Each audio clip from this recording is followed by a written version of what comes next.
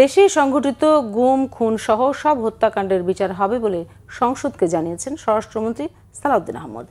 Police বাহিনীকে স্বচ্ছ জবাবদিহিতার আওতায় আনা হবে জানিয়ে তিনি বলেন, পুলিশকে ম্যানেজ করার কালচার থেকে বেরিয়ে আসার উদ্যোগ নিচ্ছে সরকার। ডেপুটি স্পিকার ব্যারিস্টার কায়সার কামালের সভাপতিত্বে জাতীয় সংসদের প্রশ্নোত্তর পর্বে স্বরাষ্ট্রমন্ত্রী আজ সব তথ্য জানান। এক প্রশ্নের জবাবে তিনি সংসদকে জানান, সব ঘটনাকে মব বলা ঠিক নয়, কিছু ঘটনাকে সংঘটিত ও পরিকল্পিত অপরাধ হিসেবে উল্লেখ করেন স্বরাষ্ট্রমন্ত্রী। হুঁশিয়ার করে দেন, দেশে আর কোনো মব কালচার চলতে দেওয়া হবে না। সড়ক মহাসড়ক অবরোধ করে দাবি আদায়ের চেষ্টা মেনে নেওয়া হবে না বলেও সংসদকে জানিয়েছেন তিনি। জ্বালানি তেল নিয়ে সংসদে পররাষ্ট্র প্রতিমন্ত্রী জানান, দেশে জ্বালানির সংকট নেই, মধ্যপ্রাচ্যের বাইরের দেশ থেকেও তেল আনার ব্যাপারে সব রকম চেষ্টা করছে সরকার।